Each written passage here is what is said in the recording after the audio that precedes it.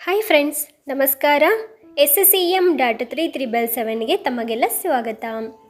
ಇವತ್ತಿನ ಈ ವಿಡಿಯೋದಲ್ಲಿ ಬೇಕ್ರಿ ಸ್ಟೈಲಲ್ಲಿ ನೋಡಿ ಇಷ್ಟು ಕ್ರಿಸ್ಪಿಯಾಗಿರ್ತಕ್ಕಂಥ ಹಾಗೆ ಬಿಡಿ ಬಿಡಿಯಾಗಿರುವ ಮಸಾಲ ಕಡಲೆನ ಹೇಗೆ ಮಾಡೋದು ಅಂತ ತೋರಿಸ್ಕೊಡ್ತೀನಿ. ನಾನು ಹೇಳೋ ಟಿಪ್ಸ್ನ ಕರೆಕ್ಟಾಗಿ ಫಾಲೋ ಮಾಡಿ ಖಂಡಿತ ಟೇಸ್ಟಿಯಾಗಿರ್ತಕ್ಕಂಥ ಮಸಾಲ ಕಡಲೆನ ಮನೆಯಲ್ಲೇ ಈಸಿಯಾಗಿ ಮಾಡ್ಕೊಳ್ಬಹುದು.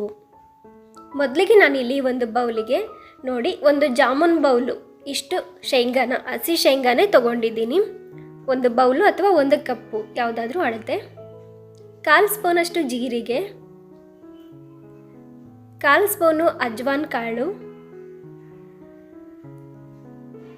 ಚಿಟಿಕೆ ಅರಿಶಿನ, ರುಚಿಗೆ ತಕ್ಕಷ್ಟು ಉಪ್ಪು, 2 ಟೇಬಲ್ ಸ್ಪೂನ್ ಅಚ್ಚ ಖಾರದ ಪುಡಿ. ಇದಿಷ್ಟನ್ನು ಹಾಕಿ ಒಮ್ಮೆ ಮಿಕ್ಸ್ ಕೊಡಿ. ಹಾಗೆ 2 ಸ್ಪೂನ್ ನೀರನ್ನು ಹಾಕೊಂಡ್ಬಿಟ್ಟು, ಜಾಸ್ತಿ ನೀರು ಹಾಕೋಕ್ಕೆ ಹೋಗಬೇಡಿ, ಸ್ವಲ್ಪ ನೋಡಿ ಸ್ಪೂನಲ್ಲೇ ನಾನು ಹಾಕ್ಕೊಳ್ತಾ ಇದ್ದೀನಿ. ಈ ರೀತಿ 2 ಸ್ಪೂನ್ ನೀರನ್ನು ಹಾಕಿಬಿಟ್ಟು ಒಮ್ಮೆ ಎಲ್ಲ ಚೆನ್ನಾಗಿ ಮಿಕ್ಸ್ ಮಾಡ್ಕೊಳ್ತಾ ಇದ್ದೀನಿ. ಆ ಉಪ್ಪು ಖಾರ ಎಲ್ಲ ಶೇಂಗಾಗೆ ಚೆನ್ನಾಗಿ ಹತ್ತಬೇಕು. ಆ ರೀತಿಯಾಗಿ ಎಲ್ಲ ಚೆನ್ನಾಗಿ ಮಿಕ್ಸ್ ಮಾಡಿಬಿಟ್ಟು ಒಂದು 5 ನಿಮಿಷ ಎತ್ತಿಡಿ, ಅದು ಚೆನ್ನಾಗಿ ಅಬ್ಸರ್ವ್ ಮಾಡಲಿ. ಅಷ್ಟರಲ್ಲಿ ಮಸಾಲ ಕಡಲೆ ಮಾಡೋದಕ್ಕೆ ಬೇಕಾಗಿರ್ತಕ್ಕಂಥ ಪೌಡರ್ನ ರೆಡಿ ಮಾಡ್ಕೊಳ್ಳೋಣ. ಒಂದು ಬೌಲ್ನ ತೊಗೊಂಡಿದ್ದೀನಿ. 2 ಸ್ಪೂನು ಕಡಲೆ ಹಿಟ್ಟನ್ನು ಹಾಕ್ಕೊಳ್ತಾ ಇದ್ದೀನಿ ಒಂದು ಬೌಲಿಗೆ. ಹಾಗೆ ಅದೇ ಸ್ಪೂನಲ್ಲಿ 1 ಟೇಬಲ್ ಸ್ಪೂನಷ್ಟು ಕಾರ್ನ್ಫ್ಲೋರ್ ಹಿಟ್ಟನ್ನು ಹಾಕ್ಕೊಳ್ತಾ ಇದ್ದೀನಿ. ಕಾರ್ನ್ಫ್ಲೋರ್ ಹಿಟ್ಟು ಇಲ್ಲ ಅಂದರೆ ಅದರ ಬದಲಾಗಿ ಅಕ್ಕಿ ಹಿಟ್ಟನ್ನು ಸಹ ಉಪಯೋಗಿಸಬಹುದು. ಹಾಗೆ 1/4 ಸ್ಪೂನಷ್ಟು ಇಂಗನ್ನು ಸಹ ಹಾಕ್ಕೊಂಡಿದ್ದೀನಿ. ಹಾಗೆಯೇ ಮನೆಯಲ್ಲಿ ಇತ್ತು ಅಂದರೆ ಚಾಟ್ ಮಸಾಲ, ಒಂದು 1/4 ಸ್ಪೂನಷ್ಟು ಚಾಟ್ ಮಸಾಲಾನ ಹಾಕ್ಕೊಳ್ಳಿ, ಇಲ್ಲಾಂದರೆ ಸ್ಕಿಪ್ ಮಾಡ್ಕೊಳ್ಳಿ, ಪರವಾಗಿಲ್ಲ. ನಾನು ಇತ್ತು ಹಾಕ್ಕೊಂಡ್ರೆ ತುಂಬ ಚೆನ್ನಾಗಿರುತ್ತೆ. ಹಾಗೆ ಇದಕ್ಕೂ ಸ್ವಲ್ಪ ಉಪ್ಪನ್ನು ಸೇರಿಸ್ಕೊಳ್ತಾ ಇದ್ದೀನಿ. ಇನ್ನೂ ಸ್ಪೈಸಿಯಾಗಿ ಬೇಕು ಅಂದರೆ ಇದಕ್ಕೆ ಇನ್ನೂ ಖಾರದ ಪುಡಿ ಬೇಕಾದರೂ ಹಾಕ್ಕೊಳ್ಬಹುದು. ಎಲ್ಲನೂ ಒಂದು ಸಲ ಚೆನ್ನಾಗಿ ಮಿಕ್ಸ್ ಕೊಡಿ. ಸ್ವಲ್ಪ ಕಲರ್ಗೋಸ್ಕರ ನಾನಿಲ್ಲಿ ಫುಡ್ ಕಲರ್ನ ಯೂಸ್ ಮಾಡ್ತಿಲ್ಲ, ಅದರ ಬದಲಾಗಿ ಅರಿಶಿಣನೇ ಇನ್ನೊಂದು ಸ್ವಲ್ಪ ಹಾಕ್ತಾಯಿದ್ದೀನಿ. ನೋಡಿ ಶೇಂಗಾ ಎಲ್ಲ ಚೆನ್ನಾಗಿ ಅಬ್ಸರ್ವ್ ಆಗಿದೆ. ಈಗ ನಾವು ರೆಡಿ ಮಾಡ್ಕೊಂಡಿರ್ತಕ್ಕಂಥ ಪೌಡರ್ನ ಅದಕ್ಕೆ ಹಾಕಿ ಮಿಕ್ಸ್ ಮಾಡ್ಕೊಳ್ತಾ ಇದ್ದೀನಿ. ನೀರು ಹಾಕೋದು ಬೇಡ, ಹಾಗೇ ಮಿಕ್ಸ್ ಮಾಡ್ಕೊಳ್ಳಿ. ನೋಡಿ ಈ ರೀತಿ ಎಲ್ಲ ಚೆನ್ನಾಗಿ ಮಿಕ್ಸ್ ಮಾಡ್ಕೋಬೇಕು. ಇನ್ನು ಉಳಿದಿರ್ತಕ್ಕಂಥ ಪೌಡರ್ನ ಹಾಕ್ಕೊಳ್ತಾ ಇದ್ದೀನಿ. ಅದಿಷ್ಟು ಪೌಡ್ರನ್ನು ಹಾಕ್ಕೊಂಡಿದ್ದೀನಿ.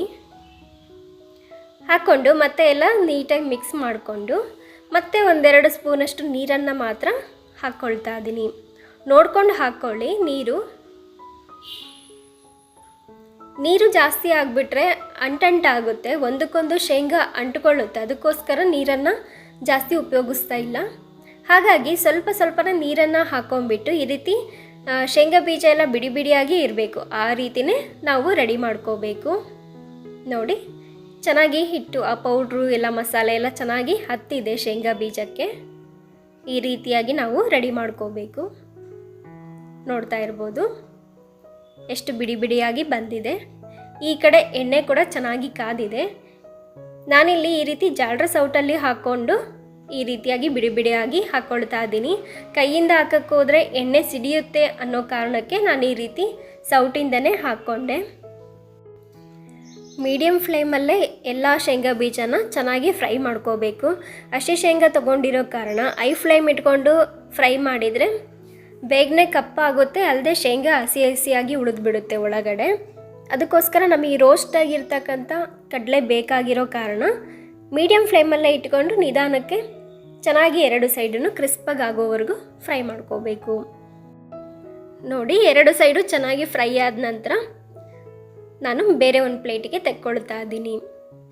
ಇದೇ ರೀತಿಯೇ ಎಲ್ಲ ಕಡಲೆನೂ ಇದೇ ರೀತಿಯೇ ಫ್ರೈ ಮಾಡ್ಕೋಬೇಕು. ನೋಡಿ ಈ ರೀತಿಯಾಗಿ ನಿಧಾನಕ್ಕೆ ಹಾಕ್ಕೊಳ್ಳಿ. ಹಾಕುವಾಗ ಕೂಡ ಯಾವುದೇ ರೀತಿಯ ಅಂಟುತ್ತಾ ಇಲ್ಲ, ಬೀಜಗಳು ನೀಟಾಗಿ ಬಿಡಿ ಬಿಡಿಯಾಗಿಯೇ ಎಣ್ಣೆಯಲ್ಲಿ ಬೀಳ್ತಾ ಇದ್ದಾವೆ. ಹಾಗೆ ಕಡಿಮೆ ಉರಿಯಲ್ಲೇ ಇಟ್ಕೊಂಡು ಎಲ್ಲನೂ ಚೆನ್ನಾಗಿ ಫ್ರೈ ಮಾಡಿಕೊಂಡು ತೆಕ್ಕೋಬೇಕಾಗುತ್ತೆ. ಕೊನೆಯಲ್ಲಿ ಸ್ವಲ್ಪ ಕರಿಬೇವನ್ನು ಹಾಕಿ ಫ್ರೈ ಮಾಡಿಕೊಂಡು ಎತ್ತಿಟ್ಕೊಂಡ್ರೆ ಸೂಪರ್ ಟೇಸ್ಟಿಯಾಗಿರ್ತಕ್ಕಂಥ ಸಿಂಪಲ್ಲಾಗಿ ಮಸಾಲ ಕಡಲೆ ರೆಡಿ ಆಯಿತು. ಇವತ್ತಿನ ಈ ರೆಸಿಪಿ ನಿಮಗೆಲ್ಲ ಇಷ್ಟವಾಗಿದೆ ಅಂತ ಭಾವಿಸ್ತೀನಿ. ಪ್ಲೀಸ್ ನನ್ನ ಚಾನಲ್ನ ಲೈಕ್ ಮಾಡಿ, ಶೇರ್ ಮಾಡಿ, ಕಮೆಂಟ್ ಮಾಡಿ, ಹಾಗೆ ಸಬ್ಸ್ಕ್ರೈಬ್ ಮಾಡಿ. ಮತ್ತೆ ಮುಂದಿನ ವಿಡಿಯೋದಲ್ಲಿ ಸಿಗ್ತೀನಿ. ಅಲ್ಲಿವರೆಗೂ ನಮಸ್ಕಾರ.